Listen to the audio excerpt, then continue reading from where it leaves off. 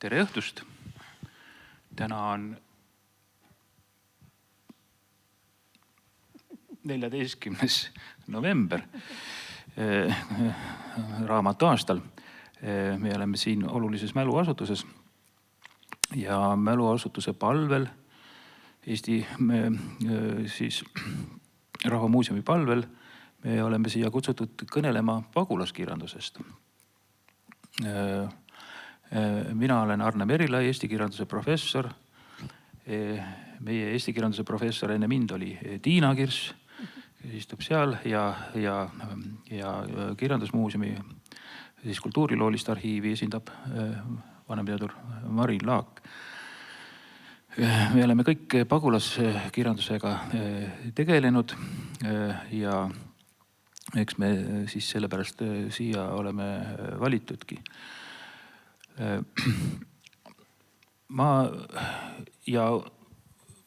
Miks ma panin pealkirjaks unustamatu ja unustatud pagulaskirjandus, et mõnes mõttes see esindab ka minu olukorda, et mida ma ise mäletan, mis on minu jaoks unustamatu, mis on minu jaoks unustatud, sest et ma 90. aastate alguses saadik suures osas ma pagulaskirjandusega enam ei ole üldse tegelenud, see on mul kõik nagu mälus. Ma ise olen ka siis teatav mäluasutus ja huvitav on siis selle baasilt rääkida, mis ma tõepoolest mäletan, mis ei lähegi meelest ära, mis on unustamatu, mis on võib-olla unustatud ja teil on, häädel kolleegidel on kindlasti oma unustamatu ja unustatud ja suures osas see võib meil kattuda ja paljuski võib-olla mitte, siis nemad räägivad ka siis sellest. Ja huvitav, et kuidas siis ka praegu publikul on, kes võib-olla on lihtsalt lugenud, ei ole eriliselt siis uurinud, rohkem lugenud ja kuidas siis olukord üldse praegu on, kas keegi veel üldse loeb ja mis asjast siis hiljem saab. Et neist küsimustest võiks siis rääkida. Nii, et suur küsimus siis oleks, et mis on Eesti pagulaskirjanduse uudisväärtuseks praegusel päeval, et kas tal on veel varasemat funktsiooni, no ilmselt ei ole, aga ma katsume selle üle arutada, et kas tal on ainult ajalooline ja arhiiviväärtus juba või ikkagi ka veel elava kirjanduse väärtust, et kas tegemist on kadunud kangelase monumendiga, millesse me muidugi tagantjärele austavalt suhtume või on sellest veel midagi elavat alles, mis on hea tervise juures ja vaatab tulevikku, et neid küsimusi katsume siis puudutada. Mis on siis unustamatu ja tulevikku kanduv väärtus, mis mitte ja miks mitte ja kelle jaoks unustatud ja kellele mitte, mida tuleks paremini mäletada, mis pärast ja mis on üldse meie pagulaskirjanduse tähtsus rahvale, keelele, riigile, isedusele ehk identiteedile. Hirmus sõna on see identiteet. Eesti keel ja sul on rahvuslik identiteet ja sul ei ole sõna isegi oma iseduse jaoks. Mingit imelikku võõrsõna kasutama. Nii, isedus ütleme selle peale. See on lingvistiliselt kinnitatud, et isedus on väga hea vaste identiteedile. Nii, et siis erinevatele põlvkondadele tulevastele eeskätt. Nii, ja jätame selle tuleviku küsimuse aruteluringi lõppu. Alustame võib-olla esmalt siis minevikust ja olevikust ja nähtuse defineerimisest ja enda suhtest. Et mis üldse on pagulaskirjandus, mis tundub väliseesti kirjanduse puhul täna kõige olulisem ja mis minu jaoks on kõige olulisem asi, esimene asi, et seal on loodud kõrget, sügavat sõnakunsti meie emakeeles. Muidu ei ole üldse mõtet siin õhku liigutada. Kirjandusest rääkimist õigustab või põhjustab ainult see, et see on sõnakunst. See on inimvaimu suursaavutus, tippsaavutus ja tänu sellele, et tegemist on kunstiga, sõnakunstiga, on meil üldse põhjust temast rääkida. Ja pagulaskirjandusest on kindlasti põhjust sellepärast rääkida, et seal on loodud suurt olulist sõnakunsti, mis vaba Eesti vaimu siis esindas ja jätkas ja see on tehtud siis meie emakeeles. Nii, see põhjustab, et miks see on oluline, miks see on prestiižne. Aga kas need väärtused ka edasi kanduvad, see siis on küsimus. Ja kas ta on määratud unustusse vajuma ja kas meil on sellest kahju või see peabki niimoodi olema. Aga kunsti suhtes see ei tundu intuitiivselt kuidagi õiglane, et kui sõnakunst, suur sõnakunst vajub nagu unustusse, siis midagi hakkab südames kriipima. Nii ei tohi ühegi kunstitööga ju juhtuda. Niimoodi. Kolleege ma siis juba tutvustasin. Mina ise olen luuleuurija rohkem, aga ma olen ka proosast kirjutanud. Pagulasproosast ja ka ausalt öeldes hilisematel aastatel natukene. Siis näiteks Viirlaiust ja ka hiljem siis selle luulega tegelenud Arno Vihalemast kirjutasin paksu luule. Siis kogutud luuletustele järelsõna ja nii edasi. Ja Jaanika Kroonbergist me tunneme siin võib-olla puudus, et Jaanika Kroonberg võib-olla ütleme kirjanduslooliselt võib-olla kõige rohkem meist isegi teab. Nii, et jah, natukese aja pärast annan teile siis sõnajärje üle ja ma arvan, et see vestlusring on korda läinud, kui teie saate rohkem rääkida kui mina. Nii peaks see nagu olema, aga no, ma olen siin soojendusmootor, nii nagu traktoritel on soojendusmootor. Et eksiili põhiteemad, traumad, põhilised traumad, kunstiline kõrgus, põlvkondlikud vahed, keeleline ja poliitiline missioon, et mis aspektid olid tähtsad ja mis on teile tähtsad ja mis võivad veel tulevikus tähtsad olla või on see kõik juba möödanik. Nii, aga alustuseks esimene plokk võiks olla siis isiklik suhe selle teemaga. Siis oleks unustamatuse ja unustatuse teema ja lõpuks see tuleviku küsimus. Ja kui asi hakkab nagu õhtule minema, siis Piret annab meile märku, et meil on aega pille kotti panna. Et üle aja me ka ei taha minna. Nii, aga siis minu isiklikud seosed, ma teen kiire konspekti sellest, et mis on minu taust. Niimoodi, no nagu me Giidi käest juba ka kuulsime, minu olukord oli ka üsna sarnane, et alustuseks, kui see pagulaskirjandus teadvusesse jõudis, siis see tahe või soov seda ahmida oli ikkagi väga suur. Lugemisnälg oli suur ja pagulaskirjanduse vastu vaba Eesti vaim ja vabadus oli olemas. Selle vastu oli ka huvi suur. Ja üliõpilasena, no Kailiti juurest ma liikusin üsna ruttu Underi juurde, sest mulle tundus, et ma ei saa luulest hästi aru veel ja järelikult tuleb asi käsile võtta ja hakata just luulega tegelema.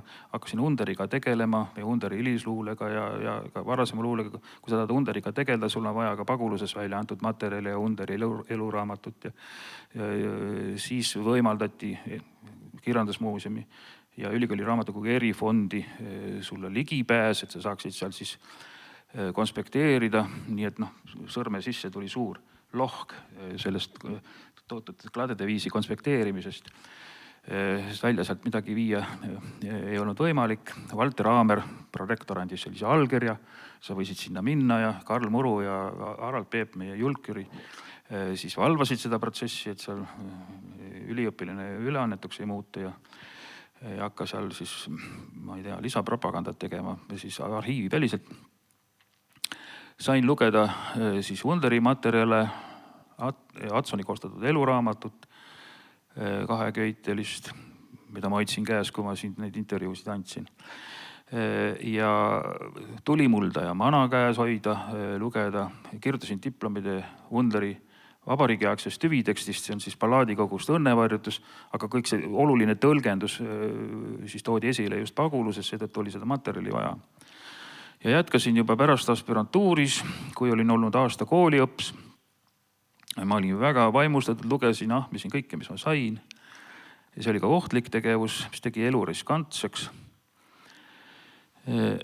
Minu eelkäija Jaak Põldmäe, Eesti versiõpetuse looja, lõpetas teatavasti elu enesetapuga ja kirjandusteadus ei olnud just neutraalne eriala, vaid ikkagi väga valvatud eriala ja see oli riski eriala. Ja me just hakkame välja andma Põldmäe artiklite paksu raamatut muuseas. Lea Tooming, tema õpilane, on sellega toimetanud. Nii et pagulasluule ajalugu sai ka minu esimeseks ametlikuks tööülesandeks, kui olin oma vene keeles esitatud väitekirja kaitsnud ja sattusin tööle KKI-sse. Aga siis hakkas juba vabanemine peale ja uue vabariigi loomine ei olnud enam kaugel. Ja esimene ülesanne muidugi oligi siis toonasel KKI kirjandusosakonnal, mis hiljem siis Underi Tuglase keskuseks muutus. Atsoni nime küll ära unustades, kes selle maja neile ehitas. Ja me tegime seda koos Õnne Kepiga ja andsime käsitluse üsna ruttu välja. 1994. aastal andsime välja Eesti pagulasluulest. See liigub siis siin ringi. Ja siiamaani töötab ja see sai siis osaks ka sellest suurest paksust pagulasluule kirjandusloost, mis ülitati alles 2008. Nii kaua võttis neil aega, et me olime Õnnega ikkagi väga kärmed selles mõttes. Ma sain Helsingisse stippi tänu sellele, et siis seda pagulust seal edasi uurida või neid materjale vaadata, mis on siis Soome kirjanduse seltsis. Ja ma läksin 3 päevaks laevaga hüppesse, ilma viisata ega midagi. Ja lihtsalt läksin pagulastele külla. Stockholmi. Kohtusin Raimond Kolga, Karin Saarseni, Liidia Tuulsega. Bernard Kangroga oli mul selleks ajaks juba niisugune, tänapäeval öeldakse virtuaalne, aga kirjalik kontakt oli olemas. Kangro kirjutas mu ballaadi väitekirja kohta väga hea arvustuse, tuli mul, ta hakkas saatma mulle neid raamatuid sõbraliku käesurvega, nagu vanasti öeldi, sinna sisse kirjutatud, et te näete neid. Ja ma tundsin ennast juba nagu teretulnuna. Kohtusin Underi Jatsoni pärandihoidja Paul Laanega ülikoolist, Eesti Päevalehe peatoimetaja Juhan Koklaga. Ma tajusin, et Rootsi võimud peavad mul pilku peal. See oli nagu, see oli üsna selge niimoodi, aga arreteerima mind keegi ei tulnud. Ma arvan, et ma olin nende pagulaste kaitse all. Tahtsin ka Kangro juurde Lündi minna, aga helistasime, aga talle oli tegelikult vist jalaoperatsioon päevakorral, aga ta laitis selle mõtte väga maha ja ütles, et mulle läheb see liiga kalliks. Ja siis meil oli ainult siis, ma olen temaga siis ainult suursõnaliselt rääkinud. Ja mu maamaja maal on selle talu naaber, sõja ajal pommitati maha, aga kust on pärit siis selle šokolaadifirma Kave asutajad, Karl Vellneri pojad. Ja selles perekonnas sündis Kangro naine Maria Vellner. Ja meil oli ka teatud niisugune sügavam seos tekkis. Seal on need emalepad või sanglepad, mis seal punase verise Allikamäel kasvavad. Ma olen kasutanud seda isegi ühe artikli pealkirjana. Nad tegelikult tundsid selle ära. Niimoodi. Kangro lihtsalt oluline sellepärast, et Kangro on mu lemmikluuletaja. Kas ta on pagulane või mitte pagulane. Kangro on üks minu lemmikluuletaja. Selline maapoiss, selline mütoloogiline, mütopoeetiline, animistliku taustaga tunnetus. Mulle väga oluline, ta on väga hea luuletaja, väga viljakas luuletaja. Mul on ta suureks eeskujuks olnud. Rohkem veel kui Under, kes mu jaoks jääb natukene abstraktsemale tasemele. Niimoodi. Et selline isiklik seos hiljem on olnud, ma tean, et väga hästi on suhtunud minu asjadesse Ilmar Laaban, tegin psühhoanalüüsi seal ja need keelemängud, mis ma olen teinud ja Einar Sandeniga isiklikud kohtunud, ei tea võib-olla üldse sellist kirjaniku Inglismaalt. Cardiffis ma olen isegi Sandeni juures käinud, aga siin Sander oli suur selline KGB jälitaja ja seda tüüpi tugev poliitiline kuju seal Inglismaal, kes kujundas muuseas ka Margaret Thatcherit, samas piirkonnas või blokis nad seal elasid. Ja ta ikkagi nagu noore Thatcheri suhtumise Nõukogude Liitu ja kõik okupeeritud riikidesse, ta õnnestus teda ikkagi mõjutada ja vaadake, kui hästi pärast Thatcher Mart Laarisse suhtus ja kõik. Seal, tal oli tegelikult isiklikku teadmisi. Ja Ellar Krabiga, muidugi Krabi otsis mu ise üles. Krabiga ja Jaan Malina ka Krabiga kohtunud ja mõlema mehega hulga pinte ära joonud. Kesvamärjukest ja Washingtonis kohtunud. Et sellised isiklikud seosed mul, aga põhiline seos on ikkagi see, et jah, tegemist oli suure kirjandusega, suure kunstiga ja see oli kõik seda väärt. Ja see vabadus, mida see seal esindas, see vaba vaim ja kõik need kvaliteedid, millest meil alguses puudu oli, mis meil siis pärast, kui see defitsiit hakkas nagu üle minema, täitusid, et see oli kõik alustuseks väga oluline. Ja minu jaoks on see siis selles mõttes unustamatu kirjandus. Ja see iialgi unune ja ma ei saa võib-olla päris hästi siis enam aru nendest põlvkondadest, kes ei tea sellest midagi. Ja et millest nad siis ilma jäävad ja kuidas nad peaksid selleks ka osalema ja kas siiski on mõtet, et võib-olla ei saa neid seljakotte teistele või noorematele põlvkondade selga panna mida sa ise nagu hea meelega kannad. Nii et mida isiklikku teil on siis pagulase kohta öelda, eriti Tiina, kes meil sealt üldse nagu siia tulnud ongi ja mis te nagu räägite, kui ma nüüd liiga pikalt võib-olla ei ole rääkinud? Võib-olla Tiina siis, jah? No selge, ma räägin siis natukene. Minu esimesed kokkupuuted pagulaskirjandusega toimusid minu elutoas. Ja see oli ühes New Yorgi osariigi linnas nimega Buffalo. See asus seal, kus umbes Niagara juga on, sealt umbes 20 kilomeetrit. Ja meil oli Eesti kodu, meie kohalikus kogukonnas elas umbes 400 eestlast. Ja meie perekonnal oli kodus siis selline raamatukapp klaasustega. Ja seal raamatukapis olid siis reas Eesti kirjanike kooperatiivi raamatud. Neid raamatuid oli veel, need olid EMP kirjastuse omad. Orto kirjandust oli vähe, sellepärast, et Orto raamatut saatis minu isa. Et ei ole päris õige, et raamatuid saata ei saanud, aga minu isal oli sugulane, kes oli Kadrina lähedal kooliõpetaja ja saatis sellele kooliõpetajale, kes oli siis juba pensionil, saatis need Orto raamatud kõik ära, nii et Orto raamatuid me lugeda ei saanudki. Kõik need said niimoodi pakki pandud ja ära saadetud. Aga Eesti kirjanike kooperatiivi raamatuid oli terve suur raamatukapp täis. Neid tuli aina juurde, mitte just iga kuu, aga iga paari kuu tagant tuli jälle väikene pakend raamatuga ja siis sellel olid lahti lõikamata lehed ja mu vanemad võisid siis need lehed lahti lõigata siis, kui nad jõudsid järjele nende raamatute lugemisele. Aga nendest raamatutest ei olnud ühtegi raamatut noorsoole. Ja tol ajal mina olin kuskil 10-aastane, kui need raamatud hakkasid niimoodi ahvatlema, et mida võiks siis ise lugema hakata. Et need täiskasvanute raamatud, kuna noorsooraamatuid oli äärmiselt vähe. See on teema omaette, millest võib pikalt rääkida. Aga siis mu vanemad tegid valiku, et mis need raamatud olid, mida ma tohtisin lugeda. Sellepärast, et see olid ikkagi täiskasvanute raamatud, seal võis olla teemasid, mis olid sobimatud ja niimoodi hästi konservatiivsed vanemad olid mul moraalses mõttes ja poliitiliselt ka. Ja siis anti mulle lugeda Voldemar, mis nüüd meelest läheb ära, mulle anti lugeda Salme Ekmani mälestusi. Ja Helmi Mäelo mälestusi ka tema noorest põlvest, nii-öelda talulapse mälestusi anti mulle siis lugeda, et arendada eesti keelt. Meil oli küll eestikeelne kodu, aga et raamatu vastu ei saa midagi, kui on vaja sõnavara arendada, siis on vaja lugeda. Ja anti mulle siis seda lugeda ja minul ei olnud mitte mingisuguseid haakumisi selle temaatikaga, mis seal arutati. Kohanimed olid täiesti võõrad muidugi. Ja see miljöö, millesse mind paluti end paigutada, mis oli nähtud läbi nostalgiliste prillide, et see oli minu jaoks väga kauge. Ja siis oligi niimoodi, et jäingi kuhugi rippuma nende kahe raamatutüübi vahele, mis olid siis nii-öelda noorsoojutud, loetud kapsani unejuttudena ja siis need täiskasvanute raamatud, millega mul ei olnud õiget haakumist, kuni siis Eesti tähenduskoolis toimus revolutsioon.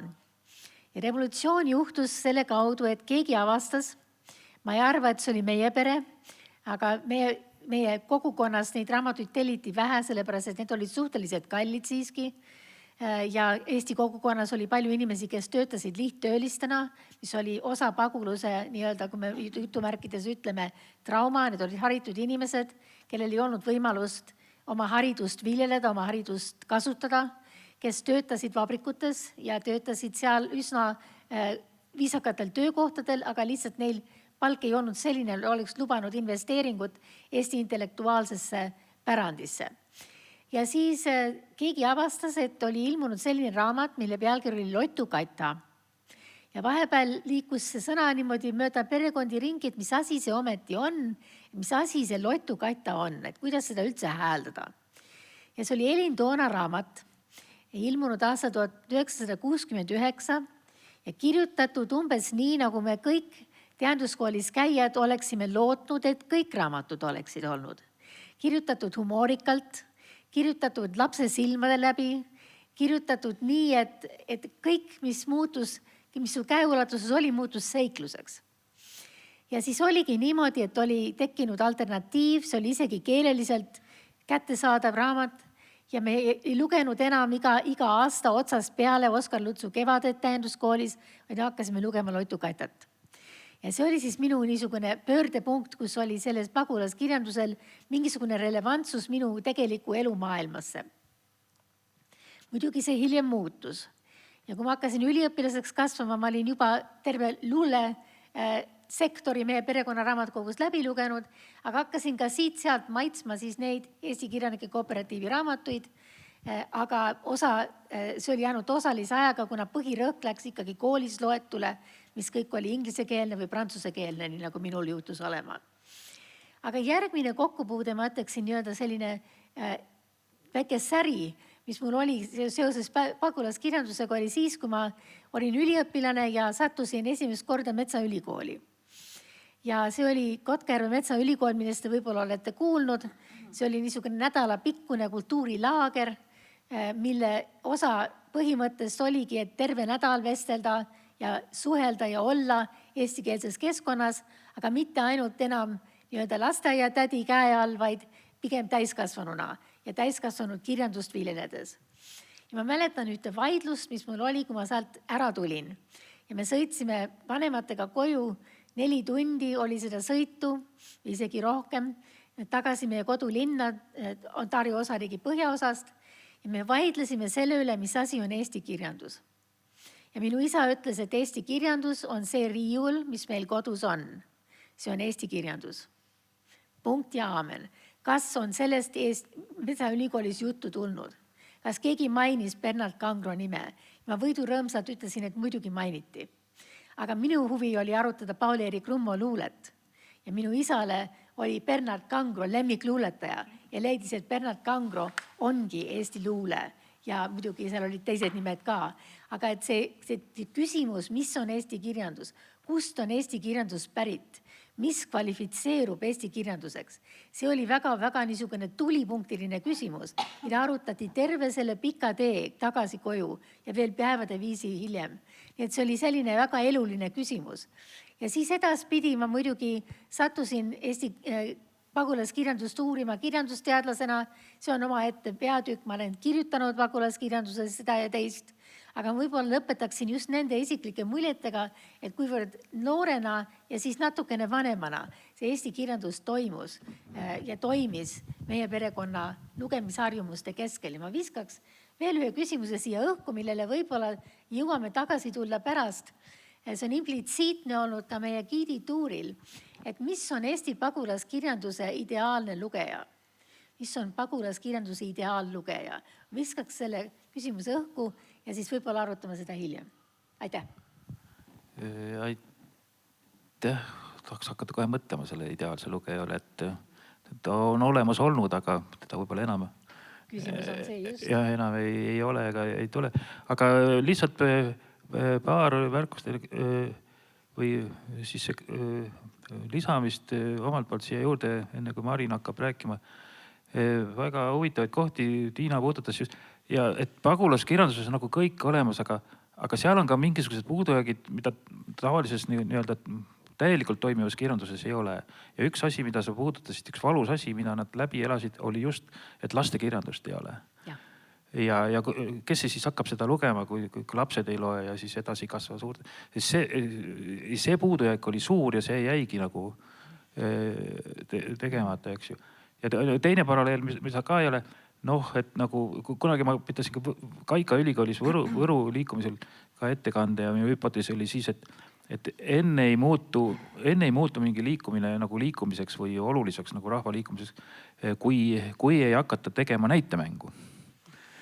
Ja siis tuligi Kauksile tõlkis Kangro susi, tähendab Kangro hundi tõlkis susiks ja siis see tekst muutus tõeliseks draamaks, tõeliselt läks elama. See tegelikult Kangro järelikult ajus kirjutas võru keeles, aga pani eesti keeles kirja ja see ei olnud midagi. Aga nii nagu ta muutus susiks, oli see uskumatult kohe nagu elav, reaalne mütoloogiline niisugune draama.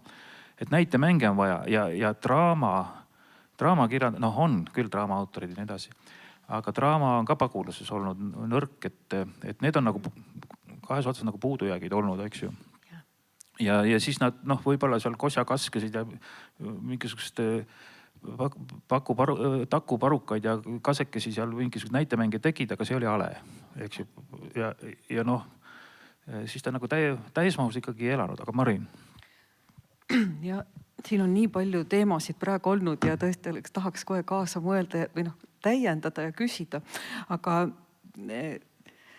mina võin ka rääkida nagu sellisest esimestest nii-öelda surakatest, nagu sina vist ütlesid või Aarne, et mis nüüd pagulaskirjanduse juurde on toonud, aga võib-olla sellest hiljem, aga ma väga suur tahtmine praegu nagu kontekstualiseerida, et me ei saa rääkida nagu kogu mis siis on pagulaskirjandust ei loeta või tegelikult meil on ikkagi autorid ja meil on ikkagi teosed, et me ei saa üleüldistada siit ja ma olen siit meelde jätnud välja kirjutanud, et millest me räägime, et meil on Arvo Mägi, see on siis üks tuntamaid siis mitte ainult proosakirjanik, paljude mitmekümnete romaanide autor, vist sa võid täpsustada, mitu romaani tal on, luuletaja ja tema on kirjutanud Eesti kirjandusloo, siis Eesti pagulaskirjandusloo kesksena ja on välja toonud, et kirjutanud, et ilmus siis 45. aastast kuni 89. aastani,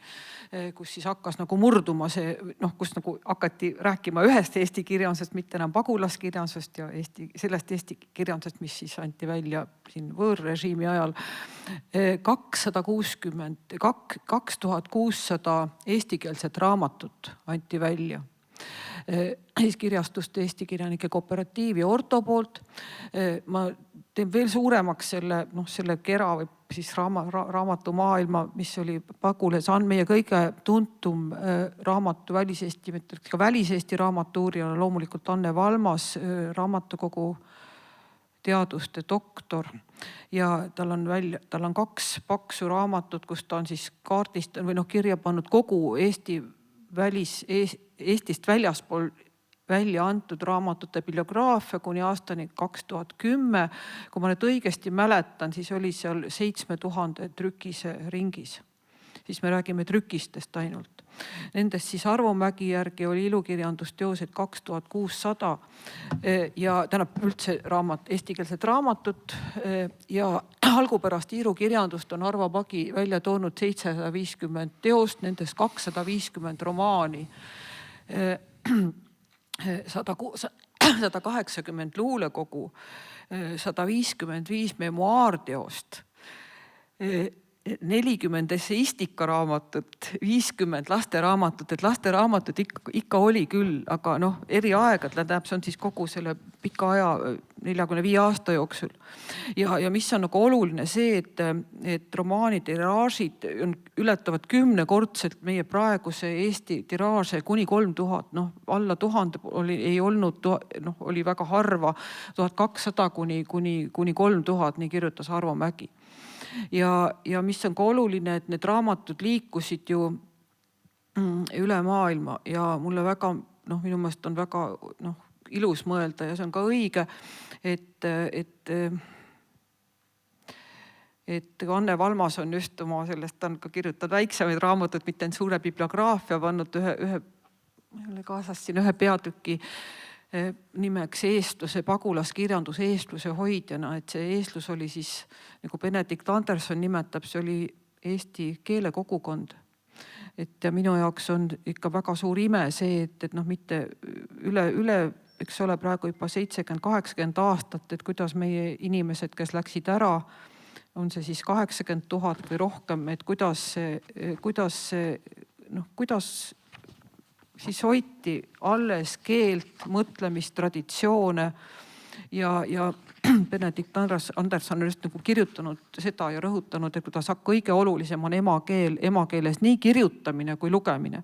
Ja see, kuidas nagu need Eesti ka pagulaskirjandus ja muidugi ka muud trükisid, et need müüdi kirjastuste poolt üle maailma postimüügi teel. Meil on väga lihtne praegu, et on meil Omniva ja siis tuleb pakk, eks ole, või ostad poest ükskõik mida. Aga tollal käis see kõik käsitsi. käsitsi igas riigis, kus oli vähegi eestlasi, kus olid Eesti suuremad kogukonnad, Austraalias, Brasiilias, Argentiinas, rääkimata Kanadast, Ameerikast, läänerannikust, idarannikust, Los Angelesest. No kus vähegi oli rohkem, ma pakun, et rohkem kui 10 eestlast ja selliseid kohti oli väga palju, oli oma nii-öelda kontaktisik. Ja sinna see kogus tellimused ja need raamatud saadeti siis Eesti kirjanike kooperatiivist väikesest Lõuna-Rootsi Lundilinnast sinna. Siis ilmselt samamoodi tegutses ka Orto, kes oli enne ja kirjastus Vaba Eesti oli ka, et saadeti postimüügi teel üle maailma. Ja need on need raamatud, mis jõuavad nüüd siit ringiga tagasi, kui need põlvkonnad kaovad ja ei osata enam eesti keelt lugeda. Et minu meelest see oli ikkagi, see on ikka suur ime, et mitte ainult rahvatants ja laulud ja kudumine, käsitöö, vaid just eestikeelne kirjandus, eestikeelne lugemine eesti keeles ja mis on nagu, ma räägin seda ka nüüd oma, mul on erinev vaatepunkt jah, kui sina oled juba sündinud Kanadas ja siis mina olen töötanud eluaeg Kirjandusmuuseumis Eesti Kultuuriloolise arhiivis ja minu kogemus on tegelikult ainult arhiivipõhine, et väliseesti kirjanike arhiivid hakkasid jõudma Eesti Kirjandusmuuseumi Kultuuriloolise arhiivi 90ndatel aastatel tänu Rutt Hindrikusele, tänu Sirje Oleskile, ilmselt hiljem ka kindlasti tänu ka Tiina Kirsile, et alguses käidi vaatamas, mis siin on siin Kirjandusmuuseumis Eestis ja siis tekkis usaldus ja siis hakati saatma arhiive. Ja nende arhiividega me oleme töötanud ma tahaks öelda aastakümneid, tõesti, see on nagu uskumatu. Ja Maria Under, kui on mõned nimed, Maria Under, Artur Atson, Raimond Kolk, Hellar Krabi, arhiiv on korrastatud juba, Helga ja Nõu annavad pidevalt üle ja võib-olla minu roll ongi siin natuke teisest vaatepunktist vaadata, et mitte ainult kirjandus, või pigem kirjanduselu, olgu see siis positiivistlik vaade, nii kui sa ütled, aga et pigem ka kirjanduselu, et kuidas see toimus, kuidas kirjutati, kuidas see kõik sündis. Ja nüüd jõuan ringiga tagasi, et sellesse oma esimese särtsaka juurde, et see toimus Karl Muru professor, meie luuleprofessor, lugupeetud ja armastatud Karl Muru loengus ja meil oli loenguga seotuna, meil oli siis väliseesti kirjanduse kursus, seminar 80ndate lõpu Tartu riiklikus ülikoolis tookord veel ja väga kõva eksam oli, suuline eksam, kestis tavaliselt mitu tundi ja ma valmistusin selleks eksamiks tõesti, olid jah erifondid ja õudselt ajas vihale tookord ja valmistusin selleks Kirjandusmuuseumi arhiivraamatukogu põrandal. Lugesin järjest raamatuid, sai seal istuda, vaikne koht, koju muidugi ei saanud ja siis ma sattusin Kalju Lepiku luulekogude peale ja ma mäletan seda ehmatust, nagu Laaban ütleb, ülevat ehmatust, aga see oli mingisugune selline jumalik eksistentsiaalne ehmatus just Kalju Lepiku luulekeelest. Et luuletusi, mul on ka sellest põlvkonnast, luuletusi me lugesime palju ja me kirjutasime neid kaustikutesse ja luule oli hirmus tähtis ja kõik oli läbi loetud.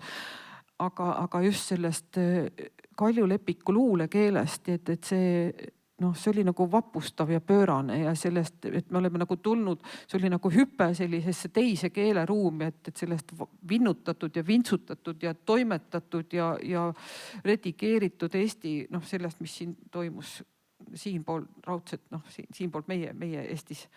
Et see nagu vabadus ja täpsus ja see keele teravus.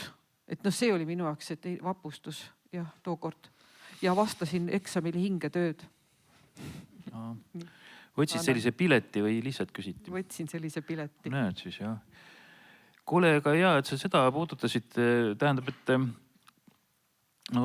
keskkoolis õpetajad võib-olla suurt ei rääkinud, ei olnud materjali liikunud ka, aga kui ikkagi ülikooli sattusid ja selles mõttes ülikool oli ikkagi tubli asutus, et kui kirjandus on ikkagi kirjandus ja on kõrgetasemeline sõnakunst, et ega siis seda oled sa Nõukogude ülikoolis või mitte, seda ikkagi maha ei salatud ja see oli teada ja teosed sai ka laenutatud ja palju oli ka aegade jooksul ikka juba legaalseks tehtud, et osa ristikivist ja ta liikus, inimese teekond oli näiteks kättesaadav ja tahad öelda midagi?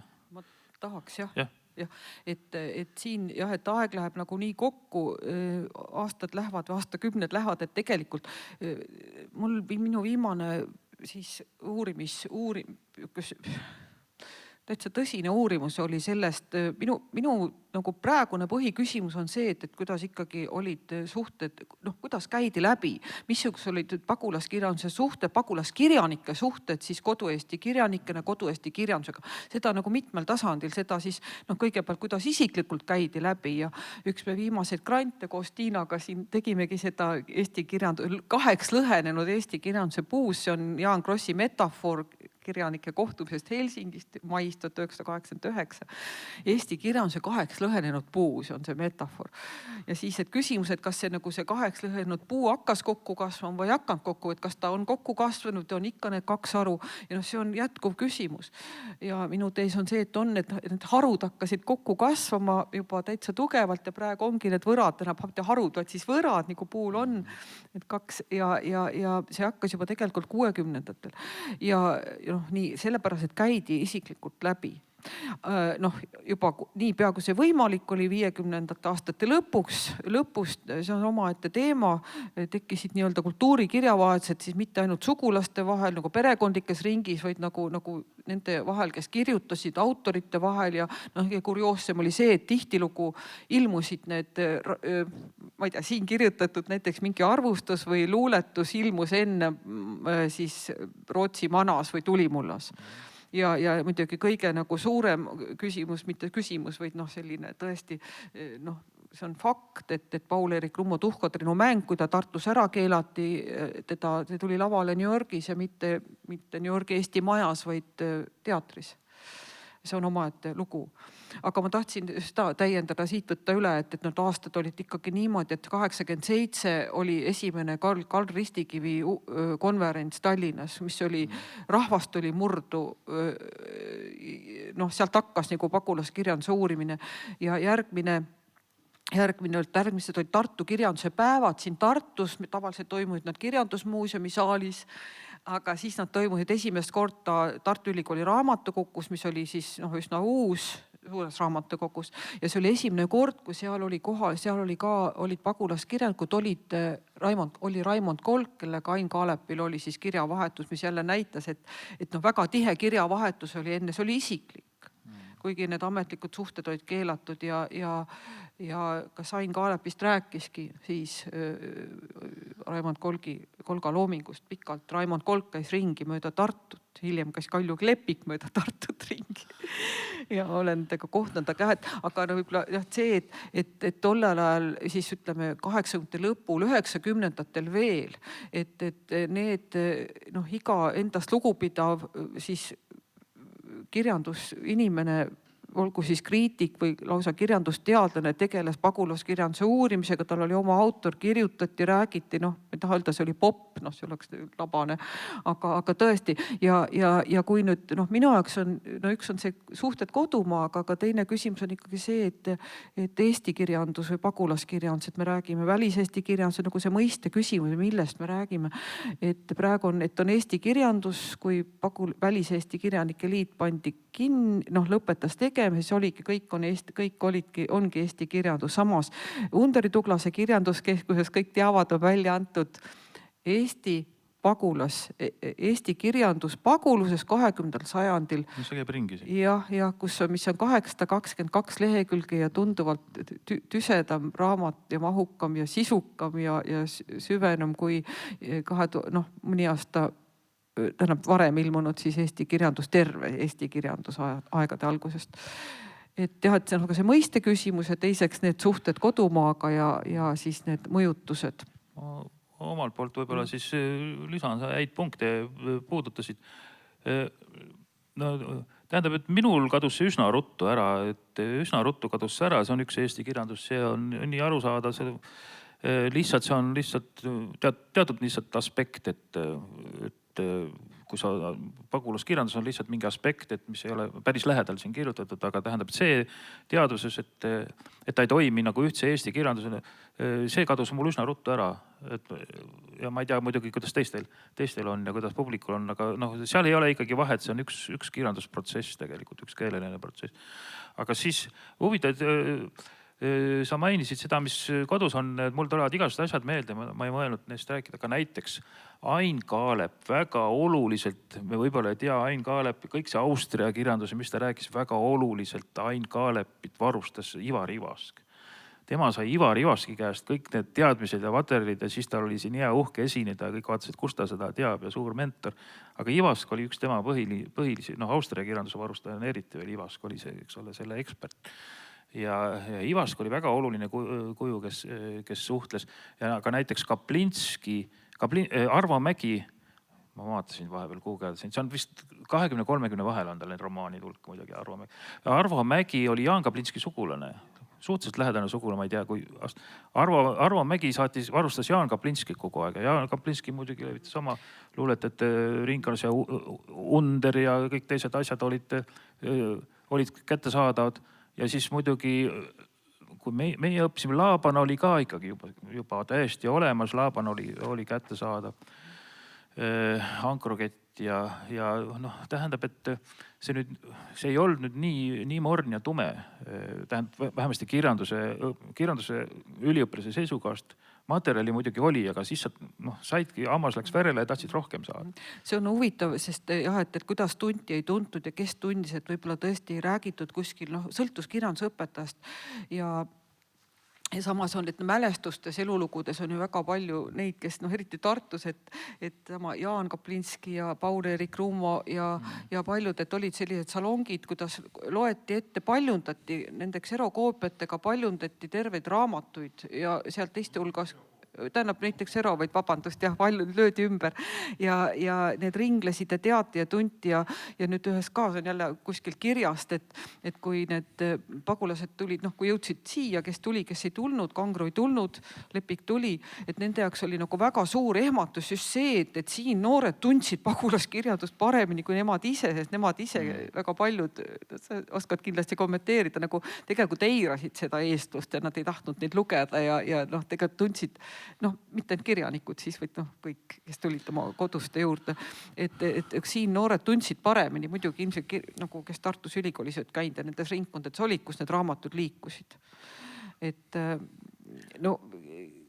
jah, siin on igasuguseid hüpoteese on, et minu hüpotees on see, et Irman Laabani luulekogu Ankruketi lõpp on laulu algus ilmunud 1946, jah, Jaan? Ja, et see jõudis Eestisse Jaan Krossi ja Ellen Niidu kaudu juba varem jõudis, jah, ta jagas seda aga lihtsalt, et kogu suur vabavärsi liikumine tegelikult oli natuke seotud selle raamatuga, sest Ellen Niit parafraseeris seda oma luulekogus laulu algus. Et need suhted, ühesõnaga mõtlen, et nagu need pagulaskirjandus tunti, aga sellest seda ei tohtinud nagu ametlikult näidata ja sellest rääkida, siis tuli pahandus. Ühte teist siis ka autoriteetsed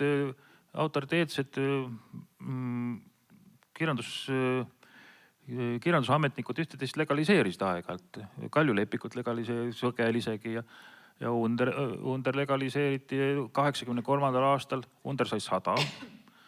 Ma olin siis veel Underi uurija.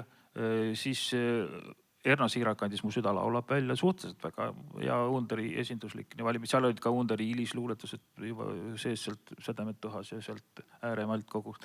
Ja oli suur aktus ülikoolis ja mina olin noor üliõpilane, mind kutsuti esinema, pidasin kõnet seal. Harald Peep enne vaatas läbi, kas ma midagi halba ei ütle. Aga ta ei pannud lõppu tähele, et ma tahtsin lõpetada sinimustvalgega, mingisuguse kujundi tegin seal ja siis ta sai poole pealt aru, et ma nüüd lähen sinimustvalge peale.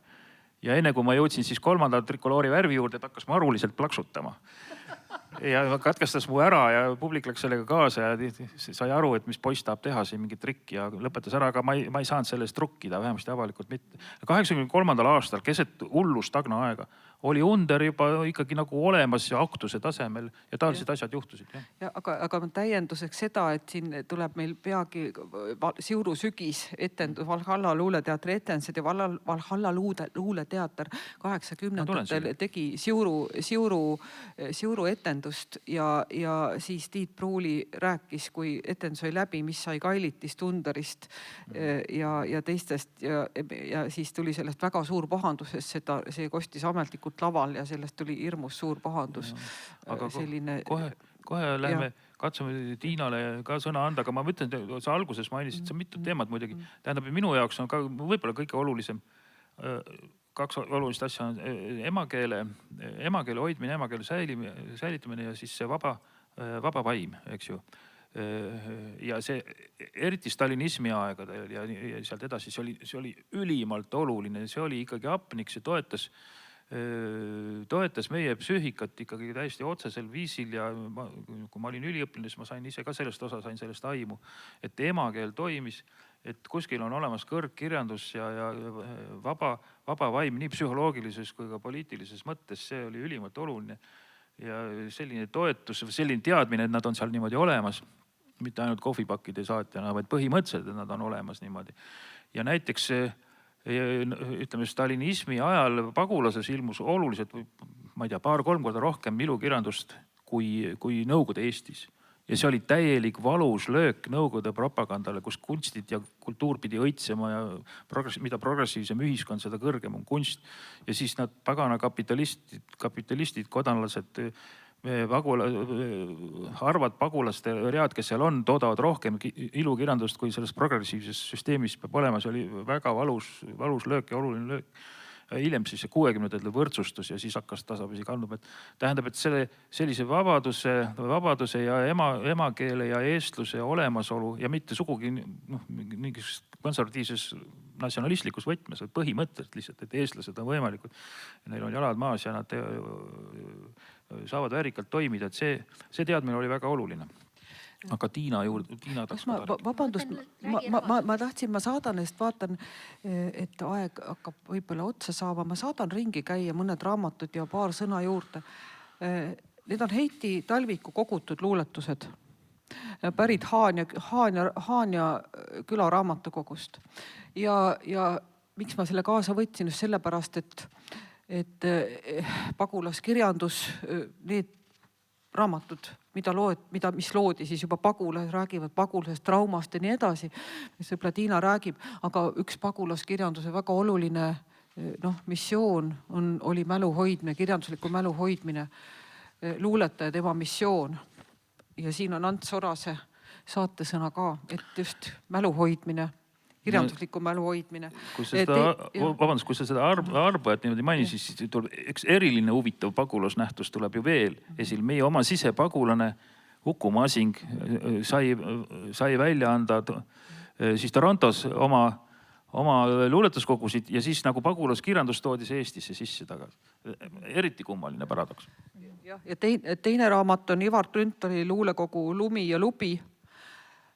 Ja siin on, kui ilusad need raamatud olid, siin on Endel Kõksi fantastiliselt ilusad illustratsioonid, lihtsalt missugused olid need raamatud. Jaan sulle. Ja kolmas raamat, mis ma lasen ringi käia, on ka fenomen. Ma olen kirjutanud mõnes kohas, et see on nüüd selline raamat, mis pidi olema vastuseks meie kassetipõlgkonnale. Ka pagulaste teine põlgkond tahtis teha sellist luulekogu nagu noorte autorite kassette, nagu olid Eestis, hakkasid 60-ndatel ilmuma, see ei tulnud need välja, 60-ndate aastate algus oli see idee, ilmus proosakogumik Tont teab, mille koostaja oli Enn-Nõu. Need kirjad selle koostamisel on meie kultuuriloolise arhiivis, Enn-Nõu arhiivis, et palun. Kui sa seda mainisid, et see, mis oli jälle võib-olla üks surakas veel, et lihtsalt selline Eesti armastus ja kui kõik on meil teinekord siin kodu-Eestis, ma ütlen ikka, on olnud teinekord halvasti ja igasuguseid murrasid, siis see on väga, õpid nagu uuesti nägema ja väga, Eesti armastust olen palju saanud ja seda on meil jälle võib ammutada pagulaskirjandusest? Tähendab see, jah, sa toet jälle olulist punkti, tähendab, et eriti noorem põlvkond, siis mana ümber koondunud põlvkond tegi ka seda, et nemad hakkasid suhtlema siis kodu-Eesti kirjanikega ja luuletajatega ja nii edasi ja neist kirjutama ja ka neist ka õppust võtma ja nii edasi. See toetus oli või see tagasiside oli ka äärmiselt oluline, mis siis nagu meie oma luuletajad siin said, Kaplinski ja Paul-Erik Rumma ja Ehin ja teised. Et mis on ka nagu, no ei tea, nagu märkimisväärne tähendab, aga mina isiklikult sellega kokku puutunud, aga see siis Üdi ja teistele, see oli neile nagu siis väga omalt poolt väga oluline, väga toetav ja vanem põlvkond seda siis ei soosinud ja vanem põlvkond oli siis, pagulaspõlvkond oli vastuolus sellele või oli vastu sellega, et kodu-Eesti kirjanikega suheldakse ja et neist lugu peetakse, et ikkagi nad elavad siin kommunistlikul maal ja neist ei ole midagi. Siis noorem põlvkond siis sellega kaasa ei läinud ja imetles, mis siin koha peal juhtus. Jah, seda küll. Ja. Aga Riina, millest ma räägin? Sul on vahepeal mõtted kogu... Mõtteid on tekkinud küll mitmesuguseid, aga üks mõte, mis mul tekkis, oli see, et kuidas oli tegemist nüüd kirjanikega, kes läksid ka väga erinevates põlvkondades, läksid pagulusse. Ja mõned, kellel oli juba alustatud loominguline teekond, sellest on mitmest on juttu olnud, aga paljud nendest, kes jõudsid pagulusse, nende esimene mõte oli muidugi oma kogukond, oma intellektuaalide seltskond, aga samuti tuli toime tulla igapäevase eluga. Ja see kirjutamine toimus sageli õhtuti hilja pärast tööd. Ja üks autor, keda ma mainiksin, kelle kohta ma kirjutasin Tunas paar aastat tagasi ühe selle arhiivimaterjali tutvustuse, on kirjaniku nimega Edward Krantz, kes rändas välja Rootsi, läks põgenikuna sinna noore poisina. Tegelikult ta tuli Rootsi üle Saksamaa, tal oli hästi keeruline, käänuline teekond. Ja siis ta hakkas vabrikutööliseks ja siis vabrikutöölise õhtu koosnes siis sellest, et ta lülitas ennast ümber ja kirjutas siis. Ta üritas kirjutada proosat, aga ta tegelikult oli luuletaja. Ja hingelt luuletaja ja tegelikult ta selle proosaga väga kaugele ei jõudnud. Ta proosa romaan, mida ta üritas kirjutada, see leidis mahalaitmist Bernard Kangro ja teiste poolt. Ja isegi tema luulekogudega oli pahandusi. Selles mõttes, et tal oli valitud välja kindlalt oma pealkiri luulekogule, aga sellega ei läinud kirjanike kooperatiivi inimesed kaasa. Tulemus oli see, et jäi lihtsalt paariks aastaks või kauemaks siis rippuma ja kuskile ei jõudnud nagu iseseisva kogumikuna. Ja ta andis välja oma luulekogud peamiselt Torontos, kui ta oli lõpuks sinna välja jõudnud. Aga et põhjus, miks ma seda üldse räägin, on see, et teatud kirjanikkond oli juba saanud lugupidamise Eestis ja nad jätkasid oma loometeekonda, neil olid suhted omavahel ja need suhted jätkusid isegi siis, kui põgenikelaagrites, ma mõtlen peamiselt Saksamaa põgenikelaagrites, ei olnud sugugi garanteeritud eestikeelne kirjasõna. Seda pidi hakkama otsast peale leiutama. Ja mul on silme ees üks foto, mille Erik Soovere oma raamatus Käru ja kaameraga ära tõi. See on lihtne mustvalge foto ühest väga kodukootud trükimasinast, mis oli ühes laagris, köögis, oli pandud muntsetatud kokku siis selline seadeldis, millega sai trükkida. See võib-olla ei olnud midagi keerulisemat kui mimeograaf. Aga et see infrastruktuur, mida oli vaja, et anda raamatuid välja, seda ei olnud igal pool ja kindlasti mitte Saksamaa laagrites enne Kaislingeni laagrisse selle suurema kontingendi saabumist. Aga et Rootsis oli selleks rohkem ruumi, rohkem ressurssi, rohkem võimalusi. Aga need kirjanikud, kes kirjutasid ja kes avaldasid oma teoseid, ja need olid väga erinevates staadiumites oma kirjanike karjääris. Ja üks, keda ma tahtsin eraldi esile tõsta ja võib-olla hiljem veel mõne lõigu lugeda, on Pedro Krusten, kes oli sündinud aastal 1897 ja oli juba 30. aastates või isegi varem, 24. aastal oli tal esimene raamat, mis ta ilmutas, aga ta oli ajakirjanduses aktiivne, ta töötas Vaba Maa juures, ta kirjutas vesteid, ta joonistas ka mõnikord karikatuure, aga et tema kirjaniku teekond oli juba alguse saanud juba Eestis. Nii et kui ta läks Pagulusse, siis oli küsimus selles, kuidas ma jätkan. Aga oli ka neid, kes olid nooremad, kellest me mainisime Elin Toonat, aga sinna juurde võiks mainida ka Helga Nõud, kes jõudsid loome ikka alles siis, kui nad olid Paguluses. Nad olid veel gümnaasiumi õpilased. Nii et see põlvkondlik erinevus on üsnagi suur ja see tellimus, kirjanduse tellimus oli ka siis päris erinev. Nii et see publik muutus ja see ei olnud sugugi mitte staatiline ja see kirjanikkond muutus. Ja nende suhted oma vahel olid sageli päris elitaarsed. Et kõiki ei lastud ligi. Näiteks mõni kirjanik, keda võib-olla kirjanike kooperatiivi raamatutes on paaril korral näha, on näiteks selline kirjanik nagu Magda Pihla, kes kirjutas oma mälestusi, aga ta tegelikult oli ebasoosingus kirjanike kooperatiivi seltskonnaga. Nad ei sallinud eriti naisautoreid, naisprosaiste ja suunasid Magda Pihla kirjutama lastekirjandust. Ja ta kirjutas siis väga kurbi jutte, mida meil ka õhtuti loeti ette, aga nad olid nii kurvad, et iga kord tõmbas pisarad käima. Nii et selles mõttes oli teatud sõõrid olid neid kirjanikke, kes olid soositud ja need, kes olid vähem soositud ja keda võib-olla ei peetud nii suurteks talentideks. Ja kahjuks naisi ei soositud niivõrd palju, kui neid andekaid oli. Ja siis Helga Nõu põlvkond, Elin Toona ja Helga Nõu siis olid need, kes jõuliselt murdsid neid tabusid oma kirjandusega. Nii ma praegu piirduksin sellega, et laseksin teatepulgal jälle tagasi liikuda. Ma võtan paar asja üle.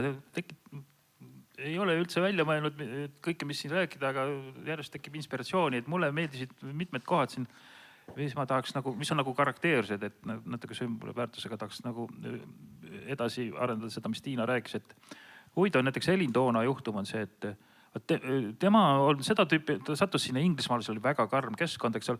Tal ei olnud mitte mingisugust eesti emakeelset haridust ei olnud. Ei osanud kirjutada, ei osanud teha, aga tahtmine kirjanik, alguses ta hakkas ka inglise keeles tegema, tahtmine kirjanikuks saada oli suur. Ja siis ta saatis ikka täiesti katastroofilise ortograafiaga käsikirja kooperatiivi ja selleks olid siis toimetajad ja Kangro toimetas ära ja Kangro lasi siis toimetada, ise ka toimetas, eks ole, ja kõik see materjal oli seal olemas ja lihtsalt vajas keelelist korrektuuri ja ikkagi väga tugev, jõuline ja väga hea kultuurimissioon oli olemas, et meil olid toimetajad võtta, kes olid omal ajal siis väga hea eesti keele hariduse saanud ja niimoodi me saime ühe kirjanika juurde, mida meil muidu ei oleks olnud. Et see on nagu Elin Toona juhtum. Ta on ise sellest rääkinud, ta võib sellest ka rääkida, ta on meil ju olemas. Ja siis mulle meeldis see Eduard Krants, tähendab väga, see ongi nüüd see teema, unustamatud, kes on unustatud, kas nad peaksid unustatud olema ja tegelikult, et meil on mitmeid autorid, kes ei peaks olema unustatud. Krants on täpselt selline. Krants näiteks on väga, minu jaoks on väga lemmik, on see tema tsükkel Kaseristid, Soome poisid ja teised surma saanud sõdurpoisid, eks ju. Ja igal ühel oma siis nagu nekroloog siis selle saateks.